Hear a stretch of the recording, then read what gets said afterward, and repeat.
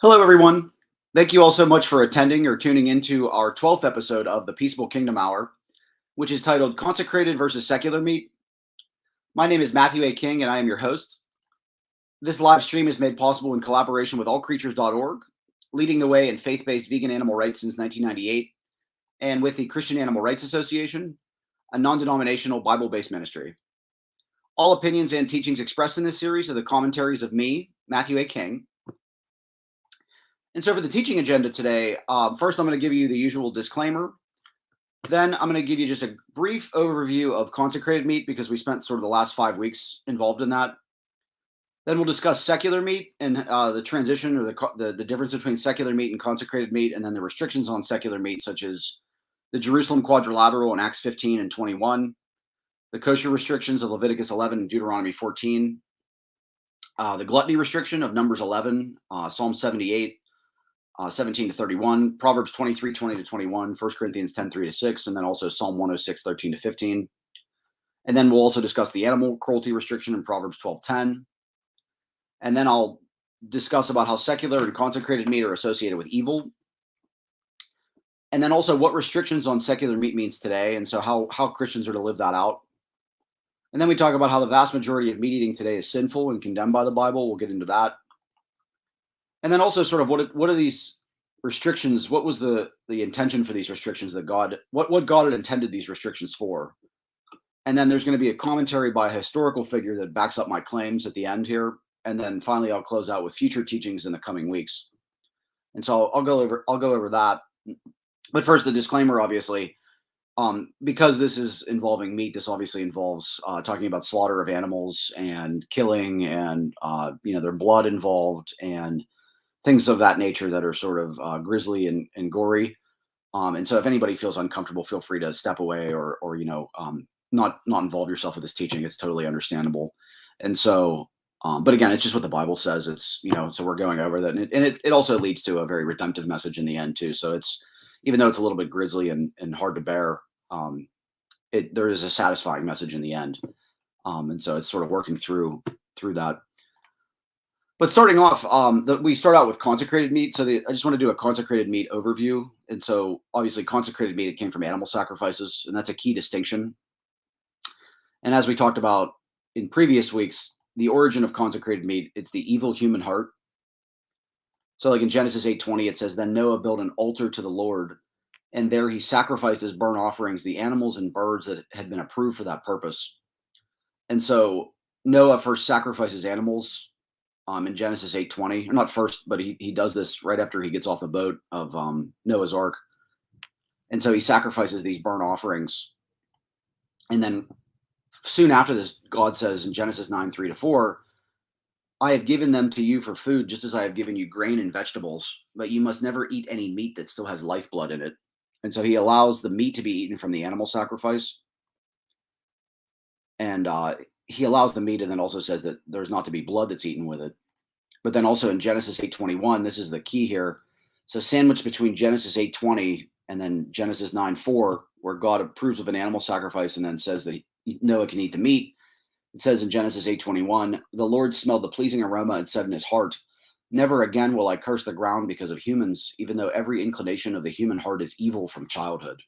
And so that's an important part to recognize, is that consecrated meat came with a curse of fear. Or I'm sorry, it's important to remember that animal sacrifice and consecrated meat came from the evil human heart. That was why God allowed it. And so it was this concession to an evil heart. And so consecrated meat, it came with a curse of fear and dread upon the animals. Like in Genesis 9:2, it says, "The fear and dread of you will fall on all beasts of the earth and all birds in the sky and on every creature that moves along the ground and all the fish in the sea. They are given into your hands." So that's an important part to recognize also in Genesis 9:2. Not only is meat and animal sacrifice associated with the evil human heart, it also says that animals will have a curse of fear and dread upon them. And then it's important to recognize too, with this, I always talk about how the Bible often puts restrictions on things, and I call this the restriction hermeneutic, is that when the Bible puts restrictions on things, that's an indication that something is not good, and it's something that we should be or considered bad and sort of going away from. Like in this one Reverend said this. He said, in giving laws to regulate slavery, God is not saying it is a good thing. In fact, by giving laws about it at all, he is plainly stating it is a bad thing. We don't make laws to limit or regulate good things. After all, you won't find laws that tell us it is wrong to be too healthy or that if water is too clean, we have to add pollution to it. Therefore, the fact slavery is included in the Old Testament at all assumes that it is a bad thing, which needs regulation to prevent the damage from being too great. And so that's Reverend Matthew Anderson. And he said that. And then also, it says here, with the restrictions on consecrated meat, that's an indication that this is a bad thing as well, not only because it's associated with the evil human heart and a curse of fear and dread upon animals, but also all consecrated meat had restrictions on fat and blood consumption. And so, like we see this in Leviticus 3:17, it says, you must never eat any fat or blood. This is a permanent law for you, and it must be observed from generation to generation wherever you live. And then 7:23 through 27, Leviticus 7:23 to 27, it says, give the following instructions to the people of Israel. You must never eat fat, whether from cattle, sheep, or goats. The fat of an animal found dead or torn to pieces by wild animals must never be eaten, though it may be used for any other purpose. Anyone who eats fat from an animal presented as a special offering, a special gift to the Lord, will be cut off from the community. No matter where you live, you must never consume the blood of any bird or animal. Anyone who consumes blood will be cut off from the community.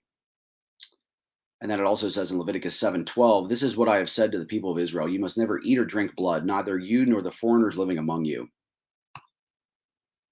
And so then we also see, so obviously the sacrificial meat or consecrated meat had a lot of restrictions on it, which further indicates it's not good. But then also it says sacrificial meat was this is a source online. It says sacrificial meat was highly regulated with strict conditions applied to its consumption. Mosaic law prescribed that only very particular species of animals without spot or blemish were suitable for sacrifice. The slaughter could only take place at the cultic center, which was Mishpah, Shiloh, and Jerusalem. That was the temple. And when consuming the body, no fat or blood was to be eaten, for the blood was understood to contain the life of the animal. And so, to sort of close out on consecrated meat, I have here consecrated meat came from Passover in Deuteronomy 16, peace, sin, and guilt offerings in Leviticus 3-7. And then these were all fulfilled in the death of Christ. And so, as we talked about previously, Jesus was the lamb. And so all of these offerings were fulfilled within Christ. And so sacrifices are now and forever spiritual or non-literal. We talked previously about it was sacrifices of doing good, praising God. So it's all spiritual and non-literal now. And so consecrated meat is also now and forever spiritual or non-literal. So that's important to recognize, is that consecrated meat is now also, so it's spiritual and non-literal, and this is seen within John 6:54-66, John 6:54-56. It says, but anyone who eats my flesh and drinks my blood has eternal life, and I will raise that person at the last day. This is Jesus speaking, obviously. For my flesh is true for my flesh is true food, and my blood is true drink. Anyone who eats my flesh and drinks my blood remains in me, and I in him. And so it's important to recognize that blood within Jesus, consecrated meat is all now spiritual and non-literal. And so with that, we transition into secular meat. And so secular meat is meat obtained from outside the sacrificial procedures. And so the only meat left on the menu for Christians is secular meat. That's an important distinction. And so you can sort of leave consecrated meat in the rear view, because it's now something that's not recognized for Christians anymore, because it's all, like I said, spiritual or non-literal. But focusing on secular meat, that same source that talked about sacrificial meat said, the second type of meat available to Jesus was secular meat. That is to say, animal flesh consumed for non-religious purposes. This meat, whilst allowable under the law, is regarded unfavorably within Scripture. In its original Hebrew, the language of Deuteronomy 12 associates the permission to kill and eat animals outside the sacrificial system with lust, wickedness, law-breaking, rebellion against God, and the fall. Numbers 11:4 begins when the people fell a lusting for flesh, and ends with a very great plague, while the flesh was yet between their teeth. Even today, some Jews continue to refer to this meat as the meat of lust. While secular meat was lawful, much like keeping a slave was lawful, it simply was not the sort of thing respected holy men did in the first century. Rather, like a vicar visiting a strip club, lawful but decidedly frowned upon. And so that's what we can gather about secular meat also, is that it's something that is very much frowned upon by God. It's allowable, just like, owning a slave is allowable or divorce is allowable. It's something that is is acceptable to God, but it's not something that he likes. It's sort of just coming down to humans and giving into their impulses and saying, you can't really rise above this. This is sort of your hardness of heart. What I always say, it's because of the evil human heart that God allows this type of meat, but he's very much not happy about it. And so with that comes these 4 restrictions on secular meat. And I'm going to jump into that. If anybody has any questions too, feel free to put them in the comments. But there's 4 restrictions on secular meat. We're going to talk about that. And so with these restrictions, like restriction number 1 is the Jerusalem quadrilateral. And this is sort of a complicated term, but basically there was a Jerusalem council in Acts 15, and they settled on 4 things that Gentiles coming into the church had to observe. And so that's why it's called the quadrilateral, meaning 4 like quad. And so it was these 4 stipulations that the Gentiles first had to recognize in order to be accepted into the church. So like in Acts 15:20, it says, instead, we should write and tell them to abstain from eating food offered to idols, from sexual immorality, from eating the meat of strangled animals, and from consuming blood. And so those 4 stipulations, as you'll see repeated, they had to abstain from food offered to idols, from sexual immorality, from eating the meat of strangled animals, and then from consuming blood.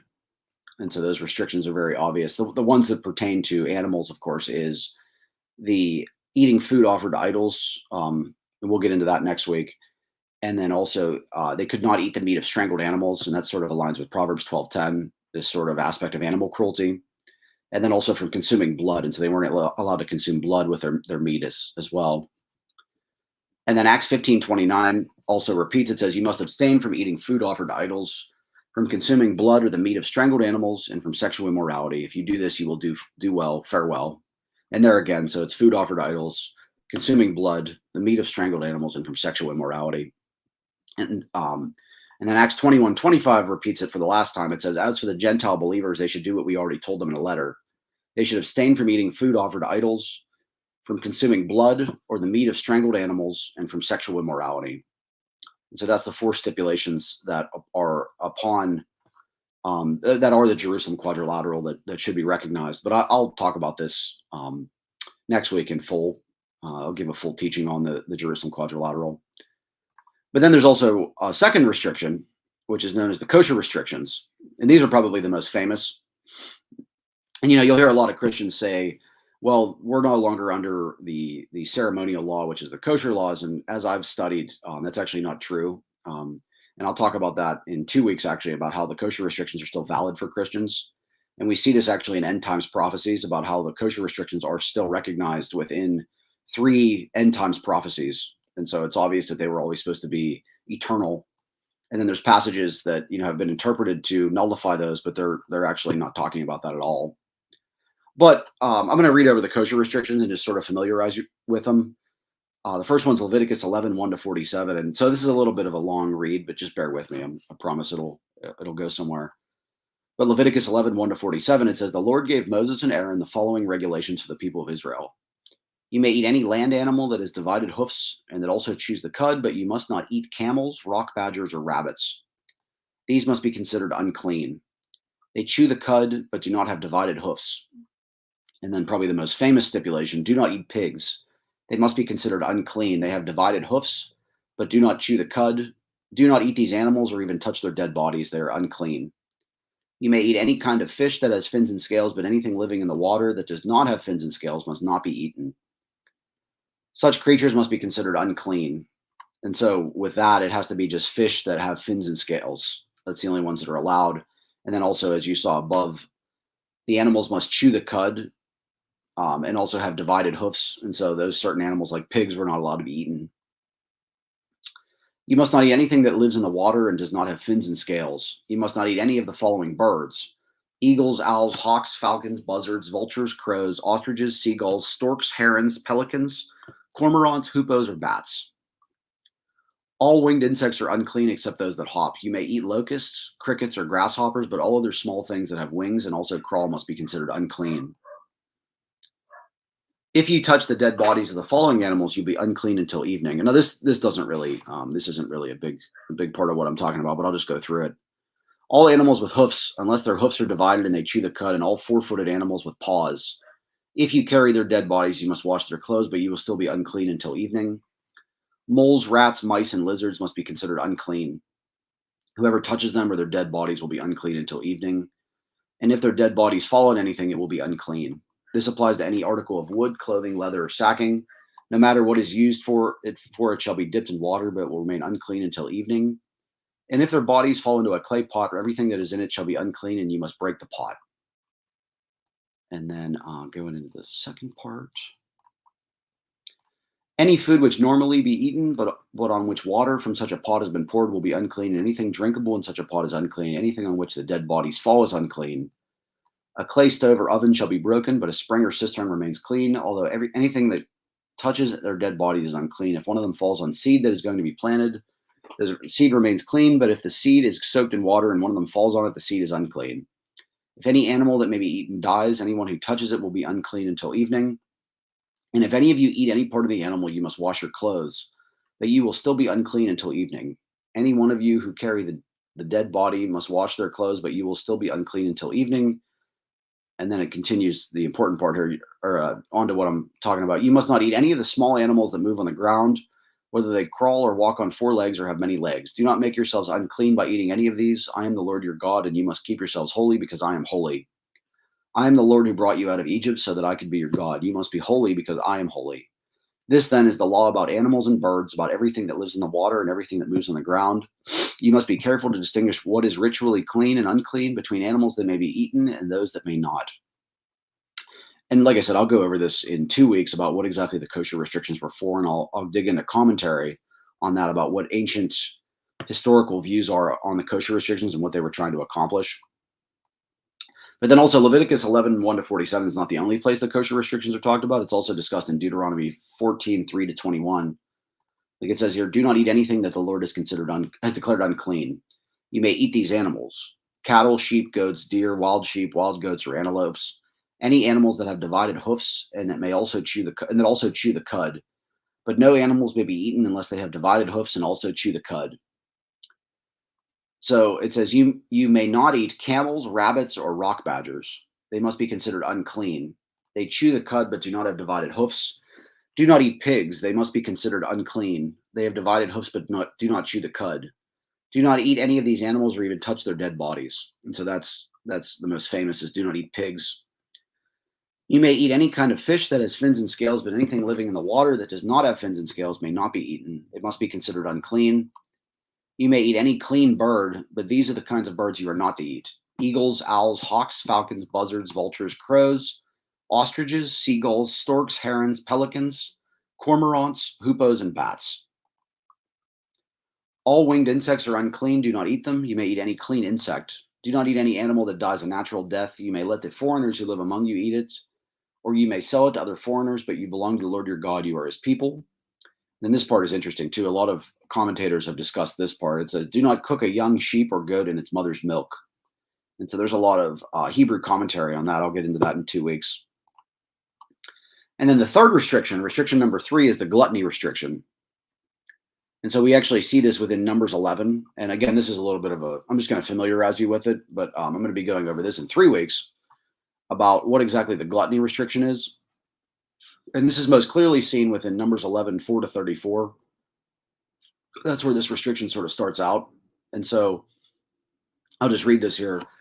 But just to familiarize you too, a lot of it is because the Israelites, they had just come out of Egypt and they were demanding meat to be eaten, even though God was giving them this unlimited supply of basically bread, this manna. And so like with Numbers 11, 4 to 34, it states here, then the foreign rabble who were traveling with the Israelites began to crave the good things of Egypt. And the people of Israel also began to complain. Oh, for some meat, they exclaimed. We remember the fish we used to eat for free in Egypt. And we had all the cucumbers, melons, leeks, onions, and garlic we wanted. But now our appetites are gone. All we ever see is this manna. Sorry, just reading that again. We remember the fish we used to eat for free in Egypt, and we had all the cucumbers, melons, leeks, onions, and garlic we wanted. But now our appetites are gone. All we ever see is this manna. The manna looked like small coriander seeds, and it was pale yellow like gum resin. The people would go out and gather it from the ground. They made flour by grinding it with hand mills or pounding it in mortars. Then they boiled it in a pot and made it into flat cakes. These cakes tasted like pastries baked with olive oil. The manna came down on the camp with the dew during the night. Moses heard all the family standing in the doorways of their tents whining, and the Lord became extremely angry. Moses was also very aggravated, and Moses said to the Lord, "Why are you treating me, your servant, so harshly? Have mercy on me. What did I do to deserve the burden of all these people? Did I give birth to them? Did I bring them into the world? Why did you tell me to carry them in my arms like a mother carries a nursing baby? How can I carry them to the land you swore to give your ancestors? Where am I supposed to get meat for all these people? They keep whining to me, saying, 'Give us meat to eat.' I can't carry all these people by myself. The load is far too heavy. If this is how you intend to treat me, just go ahead and kill me. Do me a favor and spare me this misery." And then this part gets into, it says, Then the Lord said to Moses, gather before me 70 men who are recognized as elders and leaders of Israel. Bring them to the tabernacle to stand there with you. I will come down and talk to you there. I will take some of the spirit that is upon you, and I will put the spirit upon them. They will bear the burden of the people along with you so that you will not have to carry it alone. And say to the people, this is an interesting part here about how God feels about meat. It says, and say to the people, purify yourselves, for tomorrow you will have meat to eat. You were whining, and the Lord heard you when you cried, over some meat. We were better off in Egypt. Now the Lord will give you meat, and you will have to eat it. And it won't be for just a day or two or 5 or 10 or even 20. You will eat it for a whole month until you gag and are sick of it. For you have rejected the Lord, who is here among you, and you have whined to him, saying, why did we ever leave Egypt? But Moses responded to the Lord, there are 600,000 foot soldiers here with me, and yet you say, I will give them meat for a whole month. Even if we butchered all of our flocks and herds, would that satisfy them? Even if we caught all the fish in the sea, would that not be enough? Would that be enough? Then the Lord said to Moses, has my arm lost its power? Now you will see whether or not my word comes true. So Moses went out and reported the Lord's words to the people. And then this part strays a little bit from what I'm talking about, but I'll come back to it. It says, he gathered the 70 elders and stationed them around the tabernacle, and the Lord came down in the cloud and spoke to Moses. Then he gave the 70 elders the same spirit that was upon Moses, and when the spirit rested upon them, they prophesied. But this never happened again. 2 men, Eldad and Medad, had stayed behind in the camp. They were listed among the elders, but they had not gone out of the tabernacle. Yet the spirit rested upon them as well, so they prophesied there in the camp. A young man ran and reported to Moses, Eldad and Medad are prophesying in this camp. Joshua, son of Nun, who had been Moses' assistant since his youth, protested, Moses, my master, make them stop. But Moses replied, are you jealous for my sake? I wish that all the Lord's people were prophets, and that the Lord would put his spirit upon them all. And then here's the part that reflects what we're talking about here, the gluttony restriction. Then Moses returned to the camp with the elders of Israel. Now the Lord sent a wind that brought quail from the sea and let them fall all around the camp. For miles in every direction, there were quail flying about 3 feet above the ground. So the people went out and caught quail all that day and throughout the night, and all the next day too. No one gathered less than 50 bushels. They spread the quail all around the camp to dry. But while they were gorging themselves on the meat, while it was still in their mouths, the anger of the Lord blazed against the people, and he struck them with a severe plague. So this is the important part of this, is that these people wanted meat, and then they were struck with a plague after they ate it. And so this tells us a lot of things. But it says, so that place was called Kibrot Hatava, which means graves of gluttony, because they buried the people who had craved meat from Egypt. And then from Kibrot Hatava, the Israelites traveled to Hazeroth, where they stayed for some time. And so what we can learn from this in Numbers 11 is that God was giving his people manna, and they were content with it. And then all of a sudden they wanted meat. And they said, oh, we missed the meat in Egypt. And so God gets angry, and then he gives them meat to eat like they wanted. And then it ends up killing all of them with a plague. And so that's an important part to recognize there, is that it's acceptable to eat meat only when if we have an abundance of food, it's not acceptable. But if it's out of, starvation, there's not an abundance of plant life to eat, then it's acceptable to eat meat. And it's called the gluttony restriction. And so like Psalm 78:17-31 highlights this. It says here, it comments about this issue in Numbers 11. It says, yet they sinned still more against him, rebelling against the Most High in the desert. They tested God in their heart by demanding the food they craved. They spoke against God, saying, can God spread a table in the wilderness? He struck the rock so that water gushed out and streams overflowed. Can he also give bread or provide meat for his people? Therefore, when the Lord heard, he was full of wrath. A fire was kindled against Jacob. His anger rose against Israel because they did not believe in God and did not trust his saving power. Yet he commanded the skies above and opened the doors of heaven, and he rained down on them manna to eat and gave them the grain of heaven. So that's talking about Numbers 11. And then it says, man ate of the bread of the angels. He sent them food in abundance. And so right there it says that they had all the manna that they could ever want. They had food in abundance. He caused the east wind to blow in the heavens, and by his power he let out the south wind. He rained meat on them like dust, winged birds like the sands of the sea. He let them fall in the midst of their camp all around their dwellings. And then they ate and were well filled, for he gave them what they craved. And so that's interesting. He gave them what they craved. And then it says, while the food was still in their mouths, the anger of God rose against them, and he killed the strongest of them and laid low the young men of Israel.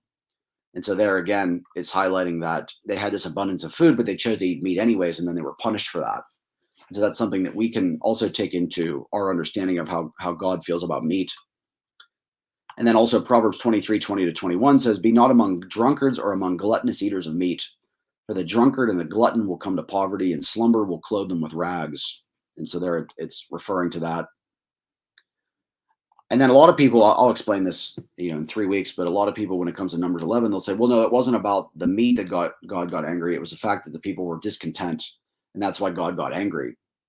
But that's not true, actually. And this is in 1 Corinthians 10:3-6. Paul actually uses this story to tell people not to eat meat or to avoid meat. Like in 1 Corinthians 10:3-6, it says, and they all ate the same spiritual food, and they all drank the same spiritual drink. This is referring to Numbers 11. For they were drinking from a spiritual rock which followed them, and the rock was Christ. And then here's the part. Nevertheless, with most of them, God was not pleased, for their dead bodies were spread out in the wilderness. This is when God killed the meat eaters. It says, now these things happened as examples for us, so that we would not crave evil things as they indeed crave them. And so that basically was saying that because they craved meat, they were killed for eating that meat. And that's the point too, is that they ate meat when they didn't need to. And so the gluttony restriction summarized, I often say that this gentleman said it well. It says the gluttony restriction summarized. The biblical case for vegetarianism does not rest on the view that killing may never be allowable in the eyes of God, rather on the view that killing is always a grave matter. When we have to kill to live, we may do so, but when we do not, we should live otherwise. And that's Andrew Lindsay in Animal Theology that summarized that well. When we have to kill to live, we may do so, but when we do not, we should live otherwise. And then finally, restriction number 4 is known as the animal cruelty restriction, which is Proverbs 12:10. The godly care for their animals, but the wicked are always cruel. And that's an important understanding. And then just for a little bit more perspective too, both consecrated and secular meat are associated with evil, like we talked about. So again, consecrated meat in Genesis 8:20, it says, then Noah built an altar to the Lord and took some of every clean animal and some of every clean bird and offered burnt offerings on the altar. And then right after that, Genesis 9:3-4, it says, every moving thing that lives shall be food for you. And as I gave you the green plants, I give you everything, but you shall not eat flesh with its life, that is its blood. And so Genesis 8:20-9:4, Noah sacrifices an animal. Genesis 9:4, God allows the meat to be eaten from the animal sacrifice. And then there's no blood permitted, but then right smack dab in the middle of this passage, it says in Genesis 8:21, and when the Lord smelled the pleasing aroma, the Lord said in his heart, I will never again curse the ground because of man, for the intention of man's heart is evil from his youth. And so consecrated meat is associated with the evil human heart. And then also secular meat is also associated with evil. And this happens particularly in 1 Corinthians 10:5-6 again with Paul. It says, yet God was not pleased with most of them, so their dead bodies were scattered over the desert. These things have become examples for us so that we won't desire what is evil as they did. And so Paul says, these things became examples, so they were killed, in other words, so that we won't desire what is evil. And so what exactly did the Israelites desire in Numbers 11? And we see in Numbers 11:34, it says, that's why the place was named Kibrot Hatava, because they buried the people who had an insatiable appetite for meat. And so right there, Paul is calling meat evil, because he's saying that we won't desire what they desired, which was evil. And what did they desire? They desired meat. And then also in Numbers 11:34, the Good News translation also says that place was named Kibrot Hatava, which means graves of craving, because they buried the people who had craved meat. And so meat there is considered evil. Yeah, and then Swords to Plowshares commented, exactly, all consumption of animal flesh is evil. Yep, that's exactly right. You got it. And Isaiah 11:6 through 9 also points out the evilness of meat eating. Like, and you're probably familiar with the passage, but I'll just go through it. Isaiah 11:6, it says, "The wolf shall dwell with the lamb, and the leopard shall lie down with the young goat, and the calf and the lion and the fattened calf together, and a little child shall lead them." And then Isaiah 11:7 to 8 says, "The cow and the bear shall graze, their young shall lie down together, and the lion shall eat straw like the ox. The nursing child shall play over the hole of the cobra, and the weaned child shall put his hand on the adder's den."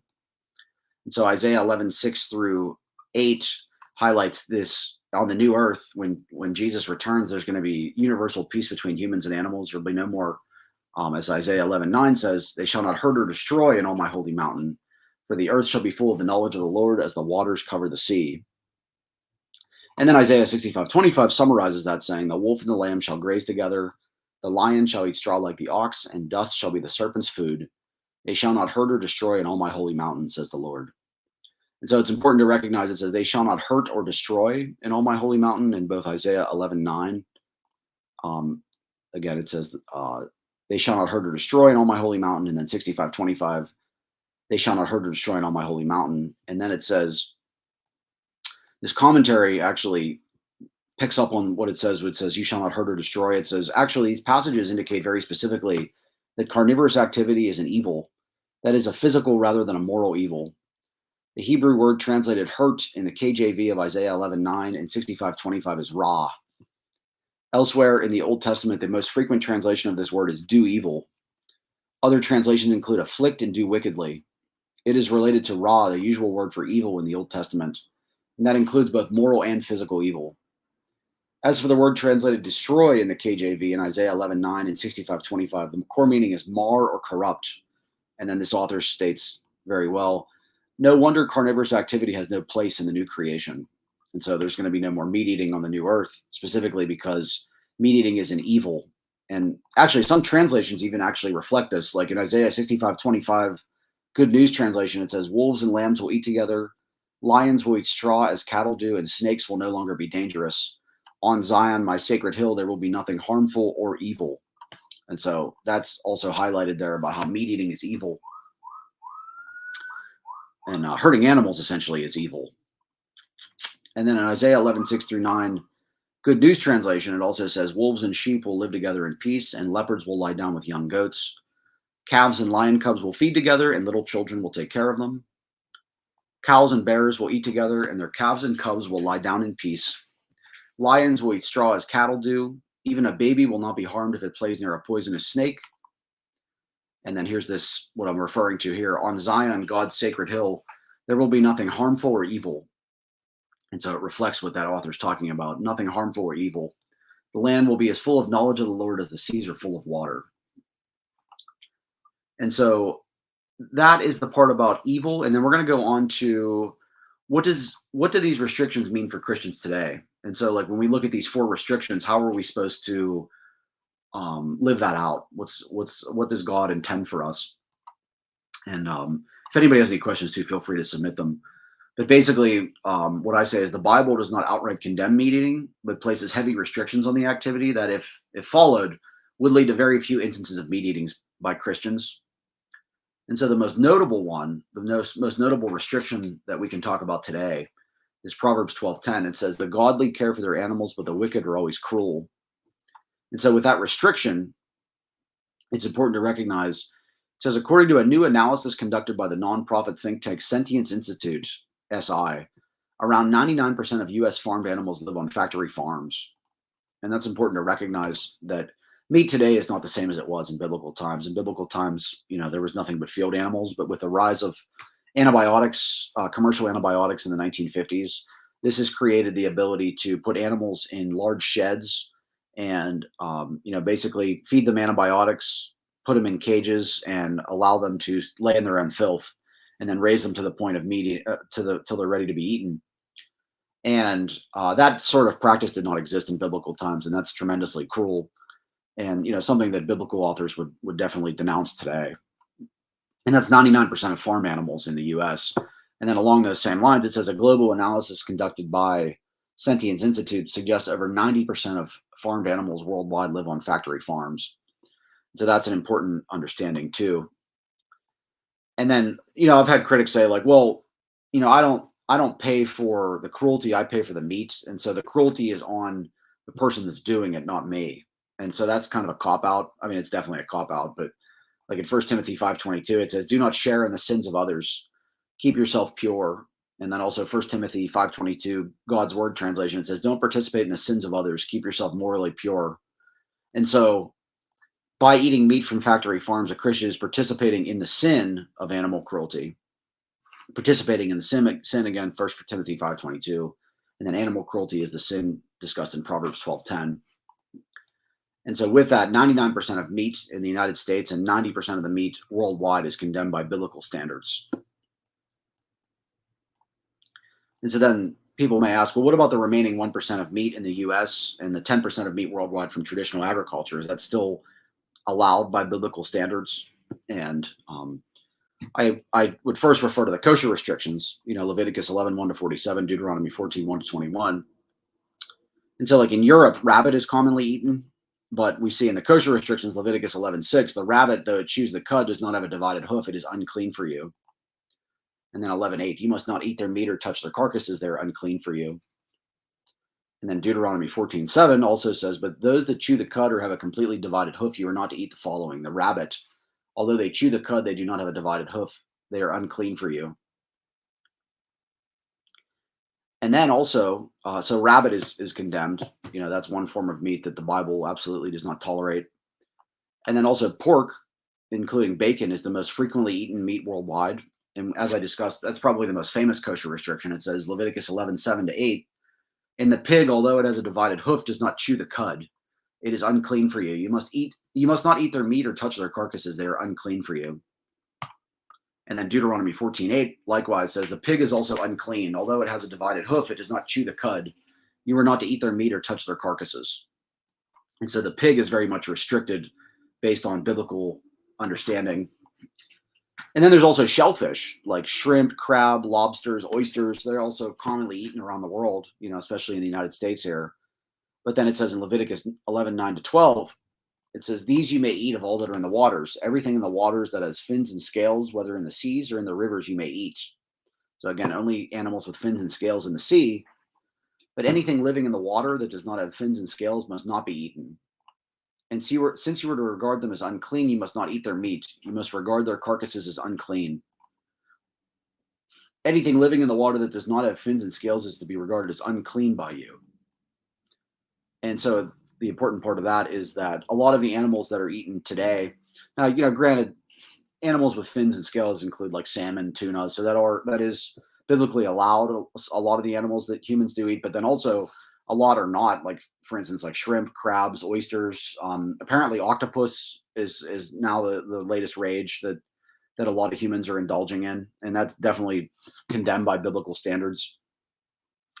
And then Deuteronomy 14:9-10 also discusses the marine animals. It says, of all the marine animals, you may eat whatever has both fins and scales, but anything that does not have fins and scales, you may not eat, for to you it is unclean. For you it is unclean. And so that just leaves clean animals. And so what exactly are clean animals for Christians? In Deuteronomy 14:4-6, it says, you may eat these animals: cattle, sheep, goats, deer, wild sheep, wild goats, or antelopes, any animals that have divided hoofs and that also chew the cud. And so that's important to recognize, is that the only animals that are allowed under biblical law is cattle, sheep, goats, deer, wild sheep, wild goats, antelopes, and that's pretty much the only species. And so that's important to recognize. And then, but there are restrictions on those animals as well. And so we'll look at that. Like for instance, the Jerusalem Quadrilateral in Acts 15:20, 15:29, and 21:25, those restrictions, it says Acts 15:20, instead we should write and tell them to abstain from eating food offered to idols, from sexual immorality, and from eating the meat of strangled animals, and from consuming blood. And then 15:29, you must abstain from eating food offered to idols, from consuming blood or the meat of strangled animals, and from sexual immorality. If you do this, you will do well, farewell. And then 21:25, as for the Gentile believers, they should do what we already told them in a letter. They should abstain from eating food offered to idols, from consuming blood or the meat of strangled animals, and from sexual immorality. And so with that, the Jerusalem Quadrilateral restricts eating blood. And so, like bloody or rare steak and other dishes with blood as an ingredient, like blood sausages, those are all sinful to eat. And so, like, you hear about people going to Longhorn Steakhouse and getting a super rare bloody steak. That's definitely condemned by biblical standards. But then also, what about non-bloody meat from clean animals like goats, cows, deer, chicken, etc.? And then, there's another restriction on that, which is the gluttony restriction, which is again discussed in Numbers 11, Psalm 78, 17 to 31, Proverbs 23, 20 to 21, and 1 Corinthians 10, 3 to 6. And there's also, I forgot to mention too, there's also another passage that discusses this in Psalm 106, 13 to 15. It says here, but they quickly forgot what he had done and acted without waiting for his advice. They were filled with craving in the desert and put God to the test. So he gave them what they asked for, but he also sent a terrible disease among them. And so that also comments on this instance in Numbers 11. And so the Israelites who ate meat, they were killed for eating meat when they didn't need to, and their tombs were called the graves of gluttony in Numbers 11:34. And so God condemns eating meat when one has no need. And so, like that scholar said, it says the biblical case for vegetarianism does not rest on the view that killing may never be allowable in the eyes of God, rather on the view that killing is always a grave matter. When we have to kill to live, we may do so, but when we do not, we should live otherwise. And so that was Andrew Lindsay again in Animal Theology. And so what I would say is God condemns eating meat when we have no need out of survival. And so the vast majority of meat eaten today, especially in industrialized nations, is done out of gluttony, taste, pleasure, and habit, and not necessity, as the Bible indicates in Numbers 11. And the other conclusion is the vast majority of meat eaten today is biblically condemned by the animal cruelty restriction of Proverbs 12:10 because of the meat from factory farming.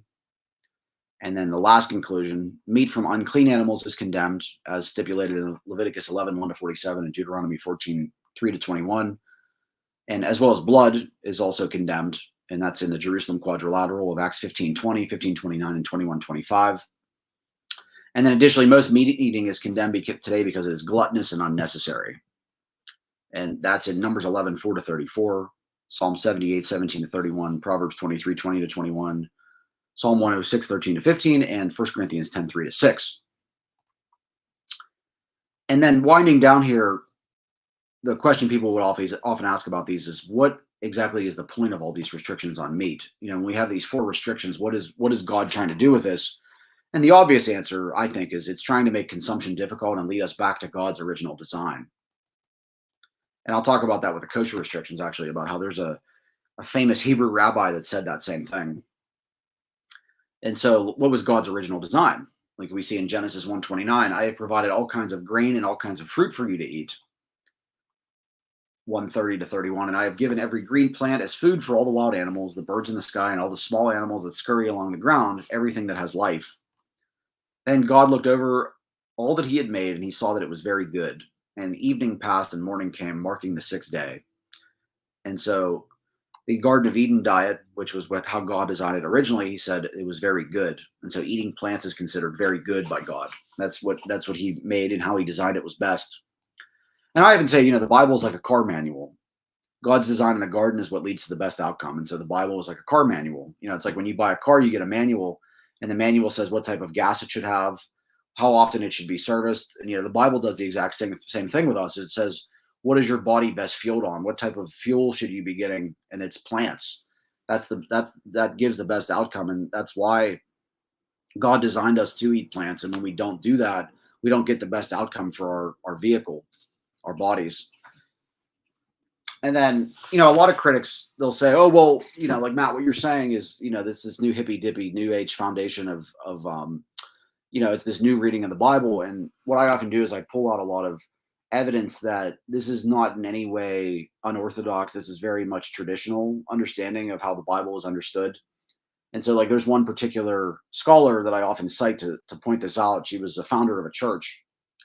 And like she said here, I have a bunch of quotes from her that talk about everything I've talked about here. But she said here, God's design in the garden. It's this one. God gave our first parents the food he designed that the race should eat. It was contrary to his plan to have the life of any creature taken. There was to be no death in Eden. The fruit of the trees in the garden was the food man's wants required. God gave man no permission to eat animal food until after the flood. But animal food was not the most healthful article of food for man. And so what she said there was that the Garden of Eden was designed to best, foster health. And so we see that with the vegan diet. That's how God designed our bodies to be fueled. And then she also said here, after the flood, the people ate largely of animal food. God saw that the ways of man were corrupt and that he was disposed to exalt himself proudly against his creator and to follow the inclinations of his own heart. And so his own inclinations of his own evil heart. It's like what I talked about. And he permitted that long-lived race to eat animal food to shorten their sinful lives. Soon after the flood, the race began to rapidly decrease in size and in length of years. And so she was saying that, and she pointed this out actually. She said in the Bible at the beginning, when people were eating plants only, their longevity was super high. And then when they started eating animals after the fall, suddenly their lives started getting short. And it's interesting. She makes this connection. Like it says here actually in the Bible before the flood, we see in Genesis 5:27, Methuselah lived 969 years and then he died. And that's like a running joke in society of like, if someone's like 110 years old, they'll say, oh, they were a Methuselah because Methuselah lived so long. But then post flood, which is Genesis 9 and beyond, Genesis 50:26, it says, so Joseph died at the age of 110. And so your lifespan actually decreased 9 times after humans started eating meat. And that's what this author pointed out. And she also says the diet appointed man in the beginning did not include animal food. Not till after the flood, when every green thing on the earth had been destroyed, did man receive permission to eat flesh. In choosing man's food in Eden, the Lord showed what was the best diet. In the choice made for Israel, he taught the same lesson. He brought, and this is talking about Numbers 11, he brought the Israelites out of Egypt and undertook their training that they might be a people for his own possession. Through them, he desired to bless and teach the world. He provided them with the food best adopted for this purpose, not flesh, but manna, the bread of heaven. It was only because of their discontent and their murmurings for the flesh pots of Egypt that animal food was granted them, and this was only for a short time. Its use brought disease and death to thousands. Upon their settlement in Canaan, the Israelites were permitted the use of animal food, but under careful restrictions which tended to lessen the evil results. And then she also commented on the kosher restrictions. She said this, the use of swine's flesh was prohibited, as also of other animals and of birds and fish whose flesh was pronounced unclean. Of the meats permitted, the eating of the fat and the blood was strictly forbidden. By departing from the plan divinely appointed for their diet, the Israelites suffered great loss. They desired a flesh diet, and they reaped its results. They did not reach God's ideal of character or fulfill his purpose. And then she further on in Numbers 11, her commentary, she says, as a general thing, the Lord did not provide his people with flesh meat in the desert because he knew that the use of this diet would create disease and insubordination. This is when he's feeding them manna. In order to modify the disposition and bring the higher powers of the mind into active exercise, he removed from them the flesh of dead animals. He gave them angels' food, manna from heaven. God continued to feed the Hebrew host with the bread rained from heaven, but they were not satisfied. Their depraved appetites craved meat, which God in his wisdom had withheld in a great measure from them. They would not be content with the healthful food which God had provided for them. Their depraved appetites craved a greater variety, especially flesh meats. And then she continues on about Numbers 11. In this instance, the Lord gave the people that which was not their best good because they would have it. They would not submit to receive from the Lord those things which would prove for their good. They gave themselves up to seditious murmurings against Moses and against the Lord because they did not receive those things which would prove an injury to them. Their depraved appetites controlled them, and God gave them flesh meats as they desired, and he let them suffer the results of gratifying their lustful appetites. So she has a pretty strong condemnation also of their behavior in Numbers 11, of eating this meat when they didn't need to. And she continues, those who had been most guilty in their murmurings were slain as soon as they tasted the meat for which they had lusted. God might have provided flesh as easily as manna, but a restriction was placed upon the people for their good. It was his purpose to supply them with food better suited to their wants than the feverish diet to which many of them had been accustomed in Egypt. Their perverted appetite was to be brought into a more healthy state, that they might enjoy the food originally provided for man, the fruits of the earth which God gave to Adam and Eve in Eden. And so that was her commentary on Numbers 11. And there's more, I'm sorry, too. She said also, had they been willing to deny appetite in obedience to his restrictions, feebleness and disease would have been unknown among them. Their descendants would have possessed physical and mental strength. They would have had clear perception of truth and duty, keen discrimination, and sound judgment. But they were unwilling to submit to God's requirements, and they failed to reach the standard he had set for them and to receive the blessings that might have been theirs. They murmured at God's restrictions and lusted after the flesh pots of Egypt. God let them have flesh, but it proved a curse to them. And then she says here, I love this quote. Again and again, I have been shown that God is trying to lead us back step by step to his original design, that man should subsist upon the natural products of the earth. Vegetables, fruits, and grains should compose our diet. Not an ounce of flesh meat should enter our stomachs. The eating of flesh is unnatural. We are to return to God's original purpose in the creation of man. And so that was a nice praising of the Garden of Eden by this historical figure. And then she also had some other comments on meat. She said, meat is not essential for health or strength, else the Lord made a mistake when he provided food for Adam and Eve before their fall. All the elements of nutrition are contained in the fruits, vegetables, and grains. And she continues on with the health aspect. It is a mistake to suppose that muscular strength depends on the use of animal food. The needs of the system can be better supplied and more vigorous health can be enjoyed without its use. The grains with fruits, nuts, and vegetables contain all the nutritive properties necessary to make good blood. These elements are not so well or so fully supplied by a flesh diet. And then she points out the opposite. She says, had the use of flesh been essential to health and strength, animal food would have been included in the diet appointed man in the beginning. And then she sort of makes a future claim. She says, is it not time that all should aim to dispense with flesh foods? How can those who are seeking to become pure, refined, and holy, that they may have the companionship of heavenly angels, continue to use as food anything that is so harmful and effect on soul and body? How can they take, and then she also has some praise for the creatures here in Proverbs 12:10. She says, how can they take the life of God's creatures that they may consume the flesh as a luxury? Let them rather return to the wholesome and delicious food given to man in the beginning, and themselves practice and teach their children to practice mercy toward the dumb creatures that God has made and has placed under our dominion. And when she says dumb there too, it's not like she's not insulting animals. She's just, that was an old-fashioned word of saying that someone was not that didn't have the we'll say intelligence to express themselves. It's sort of like a term meaning they're not able to speak for themselves. That was what dumb meant. It wasn't an insult when she said it.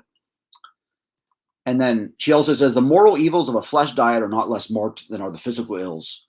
Flesh food is injurious to health, and whatever affects the body has a corresponding effect on the mind and the soul. Think of the cruelty to animals that meat eating involves and its effects on those who inflict and those who behold it. How it destroys the tenderness with which we should regard these creatures of God. And so that was a nice line she said that honors Proverbs 12:10 as well. She said, animals are often transported long distances and subjected to a great suffering in reaching a market.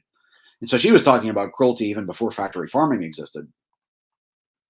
And then also she had some commentary on the kosher restrictions. And this is getting towards the end here too, just to let you know. But she said, the tissues of the swine swarm with parasites. Of the swine, God said, it is unclean for you. You shall not eat their flesh nor their dead carcasses. This command was given because swine's flesh is unfit for food. Never under any circumstances was their flesh to be eaten by human beings. And it's interesting she said that too, because pig flesh, I actually watched this video. It was on Facebook. It popped up on my feed of videos. And it's like where they take a piece of food and they put it under a microscope. And a lot of times they do it with plant food, and it's not exactly, it's just, they'll find like dirt or like impurities or things like that. But it was interesting. They actually put pig's flesh under a microscope and they found these little parasites that were swimming through it.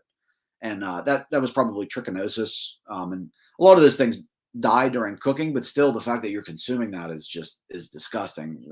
And so, God had that in mind when with swine's flesh and she said this too. She said, that the use of swine's flesh is contrary to his express command, given not because he wished to especially show his authority, but because it would be injurious to those who should eat it. And then she says, pork, although one of the most common articles of diet, is one of the most injurious. God did not prohibit the Hebrews from eating swine's flesh merely to show his authority, but because it was not a proper article of food for man. It is impossible for the flesh of any living creatures to be healthy when filth is their natural element, and when they will feed upon every detestable thing. And she continues, the flesh of swine is composed of what they eat. If human beings eat their flesh, their blood and their flesh will be corrupted by impurities conveyed to them through the swine. And that's an important part to recognize too, is that, she's talking about, that's another aspect of the kosher restrictions I'll talk about too, is the health aspect of, pork has been shown to be very, very detrimental to human health as well. And then also just the mere, because of what they eat, and it's not their fault, it's just the way that they're, the way that they function in a fallen world. A lot of times they eat scavenged parts, and then you end up eating those scavenged parts secondhand too. And so that's one particular meat too that's definitely the worst of them, even though they're all bad. And then she also talks about the gluttony restriction here too. She says both the blood and the fat of animals are consumed as a luxury, but the Lord gave special directions that these should not be eaten. Why? Because their use would make a disease current of blood in the human system. And this is also about the kosher restrictions. Their disregard for the Lord's special directions has brought a variety of difficulties and diseases upon human beings. They must endure the results of their disregard of God's word. And that's true too. It's like, why does swine flu perpetuate? It's because of the farming of pigs, which God, never wanted to be used as food. And then she says, flesh foods are injurious to the physical well-being, and we should learn to do without them. And then finally, she closes, we do not mark out any precise line to be followed in diet, but we do say that in countries where there are fruits, grains, and nuts in abundance, flesh food is not the right food for God's people. And so she concluded that also with the gluttony restriction. And so this author, this was her book, Counsels on Diet and Foods by Ellen G. White. And so she's a scholar I particularly enjoy reading because she talks about a subject that a lot of Christians are not comfortable talking about. And she sheds a lot of light and truth on an issue that has hampered humanity for a long time. And so I really appreciate her work. And she actually helped found she was one of the founders of the Seventh-day Adventist Church, which also I deeply admire. But anyways, that was the conclusion of that speech. And so I just wanted to give you some feedback too. Next week, I'm going to be focusing on the Jerusalem Quadrilateral and mostly its objections, like Colossians 2:16, as well as 1 Corinthians 8 and 10. And then the following week, I'll be focusing on the kosher restrictions, which are Leviticus 11 and Deuteronomy 14. And also their objections like Mark 7:19, Acts 10-11, Romans 14, and Colossians 2:16. And then in the coming weeks, weeks 3 and 4 here, I'll be also focusing in on the gluttony restriction of Numbers 11, as well as the animal cruelty restriction of Proverbs 12:10. And so, did anybody have any questions too before I close out? I'll close out in prayer unless anybody has any questions. And again, thank you for tuning in. This was a particularly interesting subject that I always enjoy talking about. But I'm just going to close out in prayer. And thank you, Heavenly Father, for showing us how to best fuel our bodies with the food you designed, and help us to avoid the foods which you consider injurious, both to animals and humans, and help us to live out our lives as you intend, which is for our well-being and your glory.